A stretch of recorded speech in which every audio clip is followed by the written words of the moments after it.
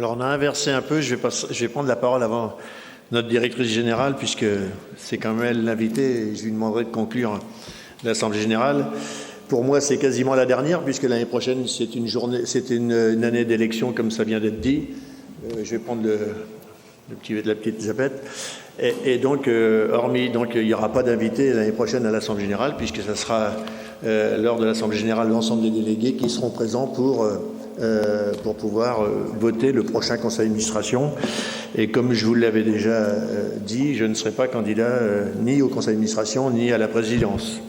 Simplement, quand même faire quelques points. Depuis quand même le dernier mandat, depuis 4 ans, on vit quand même une situation un peu atypique quand même.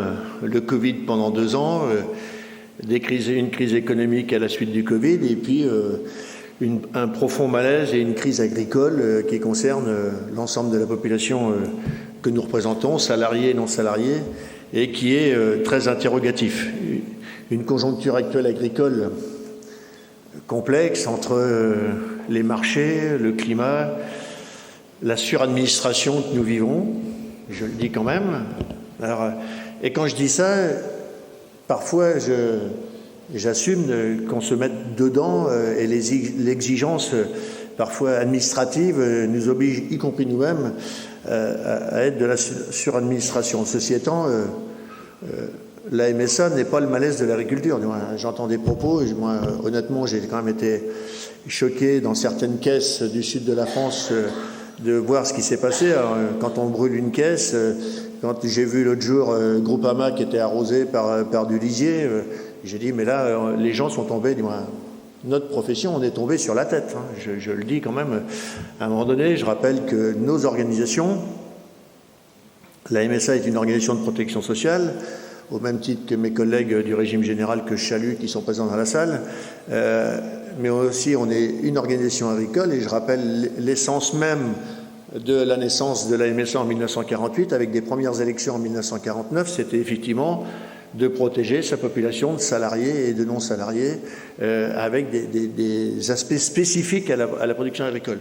Et quand je dis à certains détracteurs que nous avons rencontrés avec des membres du conseil d'administration, salariés et non-salariés, qu'on serait dans le régime général, ça serait pareil. En termes de cotisation, ça serait pareil. Je les rassure quand même, j'y reviendrai, c'est l'essentiel de mes propos. On aurait les mêmes cotisations qu'on soit salarié ou non salarié. Je veux dire, il faut quand même se ramener. La question qu'on peut se poser, en parenthèse, c'est de savoir si le revenu agricole tel qu'il est défini par l'administration, et j'y reviens aussi, est le bon ou pas, mais n'empêche que ça permettrait on paierait tout de même des cotisations. Simplement, dans ce cadre-là, je voudrais quand même remercier les salariés des caisses et les salariés de la caisse Berry-Touraine, bien sûr, remercier à la fois mes collègues administrateurs et l'ensemble de vous, délégués de la MSA. Pour éviter d'être redondant, alors j'espère que je ne vais pas être trop professoral, mais à un moment donné, je vais réexpliquer ce que sont les cotisations quand même. À quoi ça sert? Pourquoi on en paye? Et je rappelle quand même que la première chose, c'est qu'on paye en fonction de ses moyens et on reçoit en fonction de ses besoins. Quand on est malade, personne ne se pose la question de savoir s'il faut donner la carte bancaire, éventuellement pour un peu le mais globalement, la réalité, c'est qu'on donne la carte vitale et personne ne se pose la question, quel que soit son revenu. Donc il faut quand même ramener, et je disais en aparté à mes copains, et il faut ramener un peu de raison dans le monde dans lequel on est quand même. Quand je vois, et on verra, il faut que je vous rappelle l'aspect, déjà, comment sont fixées les règles des cotisations. Je te donnerai le compte-rendu. Simplement rappeler que c'est le pouvoir législatif, dans le cas de la loi de finances ou de la loi de finances de sécurité sociale au mois de septembre-octobre, qui fixe les taux de cotisation et qui fixe les prestations. Dis-moi, c'est pas la MSA qui fixe les règles. Je veux dire, on m'a appelé cette année en me disant, puisque tu es le président national, tu dois être capable de faire la responsabilité ou la capacité du président national, c'est de convaincre éventuellement les élus, les députés, les ministres ou les administrations. Mais c'est pas moi qui fixe les règles du jeu, du moins. On est dans un pays démocratique avec 2 assemblées qui, tous les ans, fixent les règles juridiques, et notamment sur le revenu agricole, savoir si la méthode du revenu agricole sur le plan comptable, c'est un aspect législatif, c'est un aspect réglementaire et législatif, c'est pas moi qui fixe les règles. Donc voilà, alors effectivement, on peut se poser la question quand même de savoir si le revenu agricole tel qu'il est calculé aujourd'hui dans le plan comptable, est-ce que c'est la bonne base de calcul ou pas la bonne base de calcul? Ça, c'est un sujet sur lequel je veux bien entendre qu'il peut y avoir un problème, et notamment chez les éleveurs, chez peut-être les viticulteurs, dans les productions spécialisées, il peut y avoir peut-être ce problème. Donc voilà, je tenais quand même à le dire, le malaise agricole, il est lié au fait que depuis 10 mois, certains de nos collègues n'ont pas reçu les primes PAC. C'est vrai que quand vous avez une facture, je pense votre mécanicien va vous rappeler rapidement que vous devez une facture. Là, c'est vrai que l'État n'assume pas ses engagements vis-à-vis de la profession agricole sur le montant des primes PAC. Et je le dis là-dessus aussi. Vous savez qu'il y a eu une réforme sur le fait que, au-delà de 67 ans, il fallait fournir un document par lequel vous étiez bien plus exploitant ou que vous étiez encore exploitant. Et donc, ça passait par la MSA. Et donc, la DDT, alors je ne sais pas s'il y a des représentants de la DDT, mais on a été obligé, le directeur général a été obligé de se fâcher un peu parce que la DDT disait le terrain, mais c'est de la faute de la MSA si on n'a pas l'information. Ah non, non. C'est-à-dire qu'il nous donnait l'information aujourd'hui, il voulait la réponse hier. Ça, on ne sait pas faire quand même. Je veux dire, je vous le dis. Si effectivement il y en a certains d'entre vous que vous connaissez qui ont été pénalisés, nous sommes en rien responsables du sujet quand on a l'information aujourd'hui pour la réponse éventuellement demain. Donc voilà, je tenais quand même à repréciser un certain nombre de règles. Et quand je dis que je vais être... et comme je maîtrise mon temps, je regarde... je vais passer le... Voilà. Simplement ici, pour vous démontrer une première chose, je ne vais pas tout lire, vous l'aurez. De toute façon, vous l'aurez sur le site, vous l'aurez sur... Voilà. Quand les exploitants agricoles... Alors, j'ai pas pour les salariés et employeurs, je le regrette. J'ai pas eu le temps, mais ça méritera, et on vous donnera l'information. Mais quand un agriculteur paye 21 € de cotisation et de CSG, parce que vous verrez tout à l'heure sur la facture que nous recevons en tant qu'exploitants, il faut fournir 100 € de prestations. Je rappelle que quand même, rien que ça veut dire que le reste, c'est le déficit public. Donc notre système de santé, c'est une chose, la cotisation en est une, la prestation en est une autre, et effectivement, il faut être conscient que les 79 € de différence, c'est le déficit public, ou la solidarité entre régimes. Juste pour vous donner une importance, il y a 42 € qui vont sur les 100 €, il y a 42 € qui vont pour la santé, il y a 53 € qui vont pour les retraites, 4 € pour tout ce qui est famille, logement et insertion, et 1 € pour ce qui est accident du travail. Voilà, je ne serai pas plus long sur ce slide, mais ça mérite effectivement une réflexion, et quand je dis qu'à un moment donné, il faut se poser et réfléchir, effectivement, que la protection sociale peut coûter, mais je vais dire, et je l'ai dit tout à l'heure, un peu d'une manière peut-être triviale, mais se poser la question de bien assurer sa voiture ou son tracteur et pas se poser la question de bien assurer la personne, il faut quand même et ceux dans la salle, et je pense qu'on en a tous, de la famille qui a été gravement malade d'un cancer, d'un accident et tout, vous savez bien quand même à un moment donné ce que vous a apporté la sécurité sociale. Je change de sujet simplement sur... Ça, c'est au niveau français. Je l'ai au niveau local, là aussi, il vous sera rapporté. Je l'avais tout à l'heure, je ne sais plus où je l'ai mis, mais c'est pas grave. Ça vous donne ici l'évolution des revenus professionnels et le nombre en bas. Vous avez 50% des agriculteurs en France qui ont plus de 20 000 € de revenus. Ça veut dire que vous en avez 50% qui ont moins de 20 000 € de revenus. Alors effectivement, quand il y a une protestation de la profession agricole sur le sujet des revenus, il y a une réalité du revenu. Je parle de revenu fiscal, quand même. Je parle de revenu fiscal sur lequel sont calculées les cotisations sociales. C'est pas moi qui décide du revenu fiscal. Chez les exploitants agricoles, mais comme chez les exploitants agricoles, votre centre de comptabilité vous calcule votre revenu, vous défiscalise ou non, mais voilà la réalité aujourd'hui de ce qui se passe dans la France, et c'est des chiffres relativement récents puisque c'est 2022. Juste pour vous donner, je ne l'ai pas en diapo,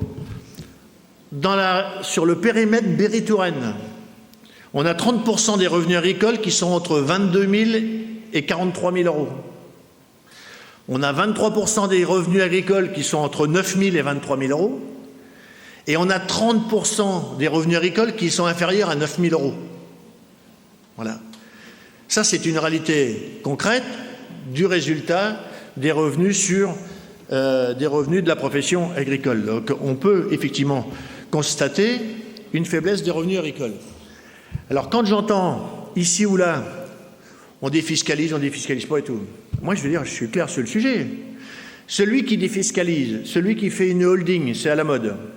D'ailleurs, tous les centres de gestion, j'ai, pendant le salon de l'agriculture, discuté avec les présidents de centres de gestion nationaux, c'est à la mode. Moi, je m'en fous.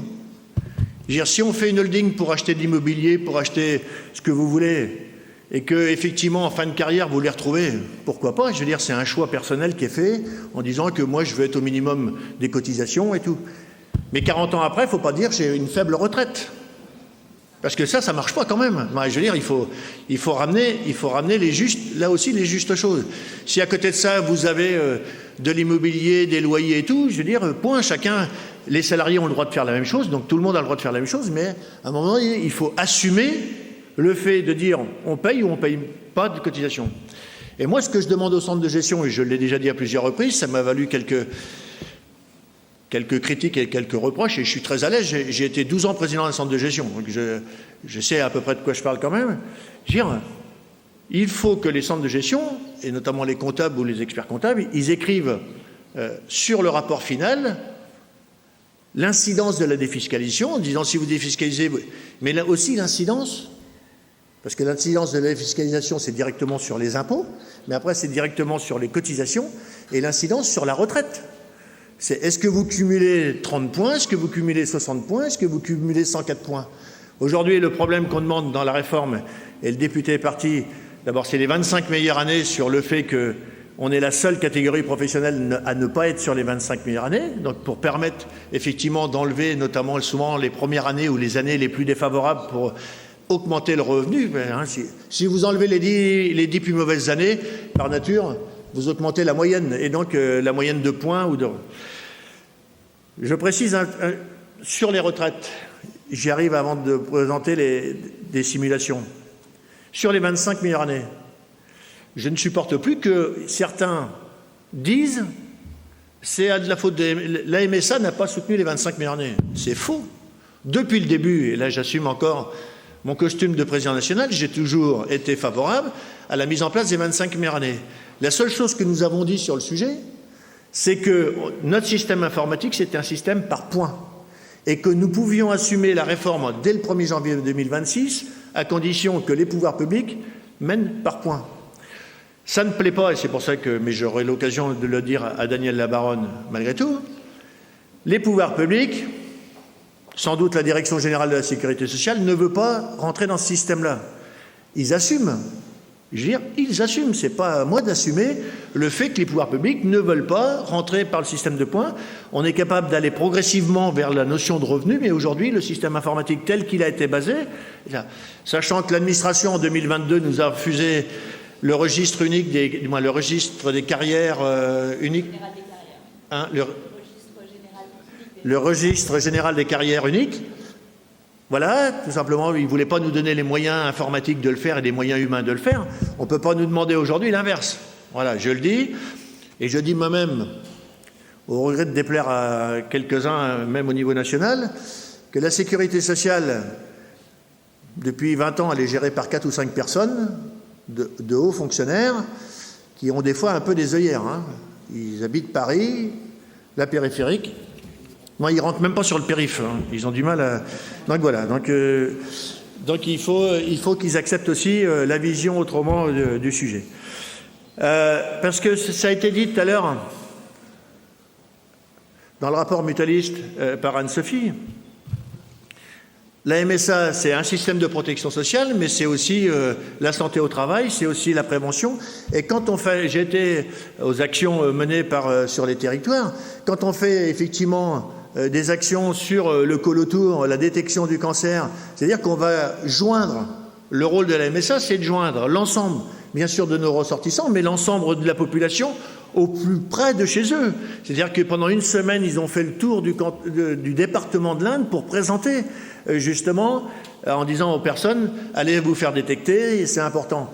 On sait, la détection ou la prévention, notamment la détection des maladies, certains disent « oui, mais si j'y vais puis que je suis positif, mince, il m'arrive ». Mais on sait tous, dans notre conscient ou inconscient, c'est que quand on est détecté tôt, eh bien, les chances de guérison sont plus importantes. Donc, voilà. Donc, le rôle de la MSA, c'est pas uniquement de prélever des cotisations, de donner des prestations, c'est aussi plus large que ça. Sur les retraites, ça, c'est à moi d'appuyer sur le bouton. Quelques cas concrets. Alors, évidemment, ne me dites pas que c'est simpliste. Ils sont simples, ils sont pas simplistes. Ils sont simples dans le sens où, pour calculer, on a été obligé de prendre des carrières entières. Un agriculteur qui a fait l'ensemble de sa carrière, en gros, de 20 ans à 63 ans, voilà, tout simplement, en étant exploitant, il n'est pas polypensionné. Quelqu'un qui aurait moins de 10 000 € de revenus, il paierait, je vous fais grâce des détails, mais il paierait donc 88 000 € de cotisation retraite l'ensemble de sa carrière, et il percevrait 286 000 €, tout simplement parce qu'il percevrait 1138 €. Alors il y en a qui vont me dire non, c'est pas vrai. Alors attention, je parle de carrière complète, je ne parle pas des polypensionnés, c'est un peu plus compliqué. Et les 1138, c'est des prestations brutes, c'est-à-dire hors CSG, RDS, et hors prélèvement à la source, parce que tout le monde n'a pas la même facture d'impôt. Multiplié par 12 mois, multiplié par 21 ans. Donc, vous voyez l'écart. Sur le deuxième, pour être très rapide, si vous avez un revenu sur l'ensemble de votre carrière de 36 000 €, vous allez payer 326 000 €, un peu plus de 326 000 € de cotisation, bien sûr à l'heure d'aujourd'hui, et vous allez percevoir sur l'ensemble de votre carrière, l'ensemble de la période de retraite, 435 000 €. Alors il y en a qui vont me dire oui, mais on n'est pas sûr de vivre 21 ans. Les moyennes, j'espère à tout le monde, d'abord il y en a quelques-uns dans la salle, déjà ils ont plus de 21 ans de retraite, donc ceux-là ils sont bénéficiaires. Voilà. Et ceci étant dit, je rappelle quand même que le régime de sécurité sociale, la sécurité sociale dans sa grande ensemble, que ce soit le régime général ou le régime agricole, c'est une notion de solidarité. Parce que pour trouver la différence dans le premier exemple entre 88 000 et 280 000 de prestations, ça veut dire que c'est une solidarité nationale par l'État et c'est une solidarité professionnelle à l'intérieur. Voilà. Il faut aussi accepter ça. Autrement, allez voir en Angleterre ce qui se passe, allez voir aux États-Unis ce qui se passe. Vous allez comprendre que vous voyez des gens, ceux qui ont été en Angleterre, vous voyez des gens à 75 ou 80 ans qui continuent à aller mettre les marchandises au bout dans la grande distribution pour avoir un complément parce qu'ils n'ont pas de retraite. Ils ont une retraite par capitalisation. Et quand vous demandez à Groupama ou Crédit Agricole, aux actuaires, de faire le rapport des 326 000 € de cotisation pour les ramener à 435 000 € de prestations, vous allez voir que les taux d'intérêt, il faut qu'ils soient élevés. Vous serez surpris même de voir... voilà. Donc, attention quand même. Ça n'empêche pas de prendre une retraite complémentaire à Groupama. Moi, je ne fais pas de publicité pour Groupama ou Crédit Agricole, mais il y a la présidente départementale qui est là. Non, mais voilà, je veux dire, mais à un moment donné, il y a aussi des choix qui sont faits. Le dernier exemple, pour quelqu'un qui a des revenus importants, de 70 000, effectivement, il va cotiser plus, puisqu'il va dépasser le plafond de la sécurité sociale. Donc le montant des cotisations va se situer autour de 470 000, mais malgré tout, les prestations restent à 571 000. Voilà. Donc quand certains critiquent le système de retraite, faisons attention à ce qu'on dit. Faisons attention à ce qu'on dit. Parce qu'à un moment donné, donc on le publiera, on va essayer d'améliorer les slides pour le diffuser dans les mois à venir et dans les semaines à venir pour que, à un moment donné, les détracteurs et les anti-tout et tout ce que vous voulez savoir, je veux dire, il faut ramener un peu de raison quand même. Rien n'est parfait. Le directeur a dit tout à l'heure, les exploitants nous reprochent effectivement l'appel téléphonique et tout, on est en train de travailler dessus. Je rappelle que si nous avons plus que 361 salariés, la Coge en 20 ans, c'est 300 salariés de moins sur la Berry-Touraine quand même. Hein. Alors que même s'il y a moins d'agriculteurs, certains vont dire il y a moins d'agriculteurs, il y a plus de salariés. Donc c'est pas tout à fait... Et en plus, la règle, et je laisserai le soin à la directrice éventuellement d'intervenir là-dessus, simplement les règles administratives, les nouvelles prestations et tout, demandent un travail important. Dernier point, parce que j'ai plus que 2 minutes. Alors je m'excuse parce que j'espère que ça va être un peu lisible, mais c'est quand même pour démontrer, et vous l'aurez sur les sites, mais c'est pour démontrer le tableau des cotisations. Je rappelle, et pour montrer la solidarité qu'il y a dans un système, les gens qui ont moins de 18 000 € de revenus ne payent pas d'assurance maladie. Voilà. Ça veut dire que quand vous allez à l'hôpital, quand vous allez chez le médecin, vous donnez votre carte vitale, on ne vous demande pas un chèque. Je le dis quand même. Donc attention à ce qu'on dit, parce que on ne paye pas d'assurance maladie lorsque, après, effectivement, au fur et à mesure de l'évolution de vos revenus, quand vous avez une assiette autour de 50 000 € de revenus agricoles, vous payez 3 800 € d'assurance maladie. Après, vous avez sur votre facture, alors je m'excuse pour les salariés, mais je prends des précautions parce qu'après, au prochain conseil, on va me dire « t'as pas parlé des salariés ». Alors je voudrais quand même vexer personne, mais vu la conjoncture, je voulais refaire le point, et je l'ai fait à Limoges avant-hier, faire le point sur les cotisations des non-salariés. Parce que, je vous jure, je ne supporte plus qu'on entende, moi j'ai été salarié pendant 15 ans, j'ai été non-salarié, à un moment donné, il faut aussi regarder les choses. Sur votre facture, l'ensemble de votre facture, ce n'est pas que la facture des retraites. C'est-à-dire que vous avez l'assurance maladie, l'invalidité, les IJ et MEXA, et puis effectivement, là, vous avez la retraite. La VMA, la VA, plafonné, déplafonné et l'ABI. Je ne serai pas plus long, mais pour dire, les cotisations retraite chez les non-salariés représentent 17%. Hors RCO. Vous avez la retraite complémentaire obligatoire, là c'est un forfait, hein, et puis ensuite, pour les gros revenus, c'est progressif. Vous avez les accidents du travail, et puis ce qu'on oublie de dire souvent sur la facture globale, c'est que nous sommes un organisme qui appelle les cotisations pour les formations, hein, BIVA, pour le FMSE, pour tout ce qui est éleveur, sanitaire et tout. Et puis, on est collecteur d'impôts, de CSG, de DRS pour l'État. Voilà. Alors, évidemment, le réel montant de vos cotisations sociales, vous l'avez ici sur le sous-total, ça va de 2 900 à plus de 16 000, presque 17 000 €. La réalité de la facture, c'est que vous avez entre 4 000 et 23 000 € de facture de MSA. Mais ça, c'est pas directement de la protection sociale. C'est soit des cotisations conventionnelles. Et pourquoi on appelle les cotisations conventionnelles? Tout simplement parce que la plupart, et je pense au FMSE, je pense à BIVA, ça leur coûte moins cher de passer par la MSA, en tout cas la prestation qu'on leur prend pour l'offre de service qu'on leur fait pour collecter, d'abord parce qu'on a le système informatique et on connaît l'ensemble du champ des exploitants, et donc ça leur coûte nettement moins cher. Donc c'est ça qui est important, et la facture globale, effectivement, il y a 7 000 € d'écart, mais il faut ramener des choses pour les revenus les plus importants, il y a 7 000 € d'écart, 6 000 € pour les revenus un peu moins importants. Donc vous voyez bien que le montant entre réellement vos cotisations, et je rappelle que les cotisations maladie, c'est des cotisations annuelles, c'est pas quelque chose qui se cumule. Je veux dire, là, on ne fait pas un cumul. La retraite, on cumule des points, et en fin de carrière, on calcule vos retraites, et voilà. Juste une spécificité, parce que j'ai vu que le temps était écoulé, simplement pour les femmes qui ont peu cotisé et qui ne touchent pas le minimum vieillesse. Je ne rentre pas dans le détail, mais là aussi, on essaiera de trouver le moyen de vous donner l'information, et de donner l'information par les journaux agricoles et tout. Tout simplement, on tient compte, parce que certains vont me dire, oui, mais moi j'ai travaillé toute ma vie, j'ai cotisé, je perçois 400 €, 500 € et tout. Alors c'est lamentable. Je trouve qu'évidemment, pour vivre, c'est... Mais je rappelle que derrière, il n'y avait quand même pas de cotisation ou très peu. Et qu'au moment arrivé de la retraite, à plus de 65 ans, on tient compte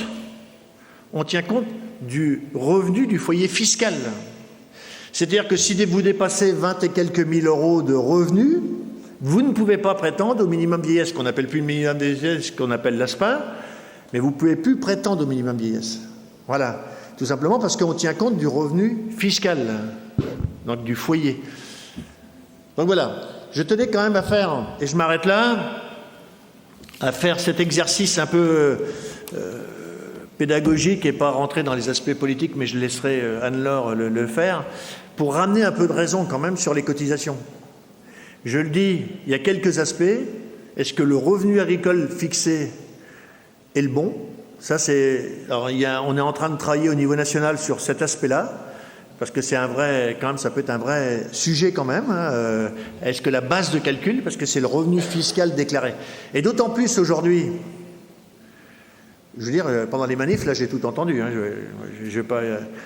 Simplement, certains croyaient que c'est moi qui fixais le revenu. Moi, je veux dire, il faut quand même...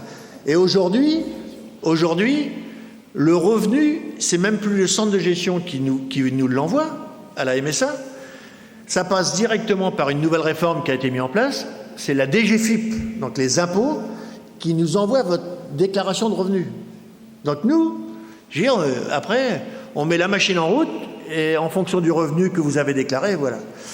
Donc attention, parce que parfois, et je le redis, on préfère bien assurer son tracteur, voire acheter un tracteur plus gros qu'on a besoin pour défiscaliser. Mais la défiscalisation dans un tas de ferraille, c'est un endettement supplémentaire, c'est pas un revenu supplémentaire. Alors certains de mes collègues, je sais qu'ils n'apprécient pas forcément ce discours-là, mais à un moment donné, c'est où vous avez les moyens de l'acheter, de moderniser, vous le faites et ça pose pas de problème. Mais il faut le faire en connaissance de cause, de manière à savoir si vous endettez pas et vous ne mettez pas la situation de l'exploitation en difficulté. Donc voilà, c'est pour ça que je tenais à faire ce propos, ramener un peu de réalité et de bon sens dans le sujet. Merci à vous.